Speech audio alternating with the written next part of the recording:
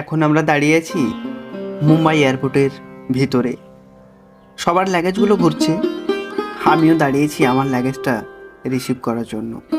তারপরে আবার লাগেজ করবো কলকাতা এয়ারপোর্টের।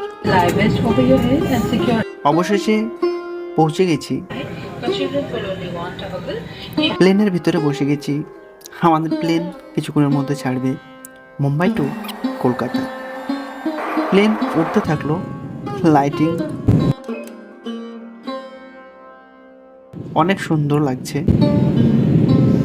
লাইটিংয়ের দৃশ্যগুলো দেখতে অনেক সুন্দর।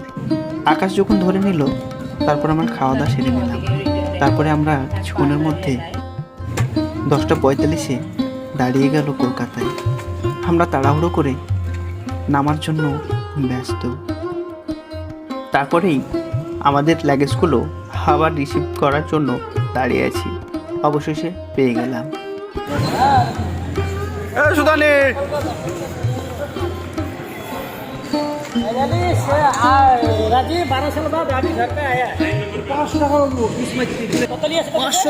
তারপরে ছোট গাড়িগুলো নিয়ে ব্যাগগুলো সুন্দরভাবে সাজিয়ে হাঁটতে শুরু করলাম।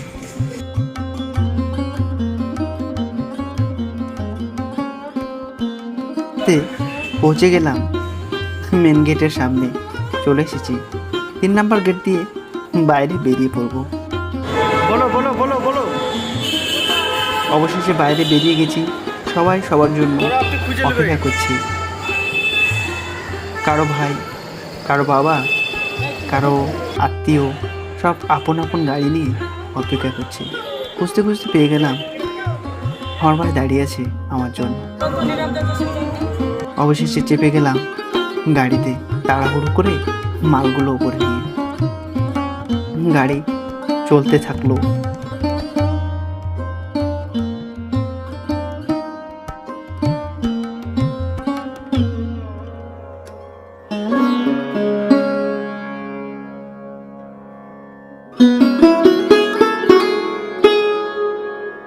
অনেক রকম কথা, আমার বহরমপুর, আমার কলকাতা, অনেক দিন পরে দেখছি।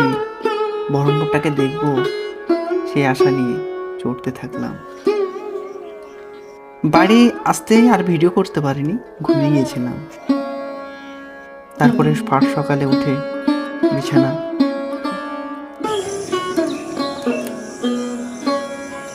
আমার বাড়িটা দেখে নিলাম। এবার বাড়ি থেকে সাইকেলটা নিয়ে বেরিয়ে যাব।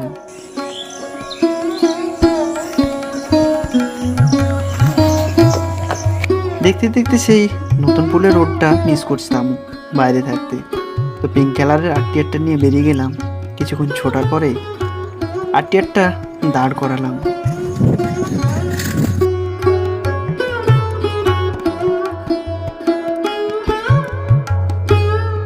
তারপরে একটা দাঁতন ভেঙে দাঁতন করতে লাগলাম। দাঁতনটা বাবলা গাছটাকে নিয়ে এলাম। তারপরে অনেক সুন্দর দৃশ্য সকালবেলা সেটা অনুভব করলাম। তারপর বাড়ি ফিরে এসে অনেক রকম খাওয়া দাওয়া, একটু রেস্ট। তারপরে ঠিক বিকেলে সেই জায়গাটাতে গিয়ে একটু আড্ডা মারলাম।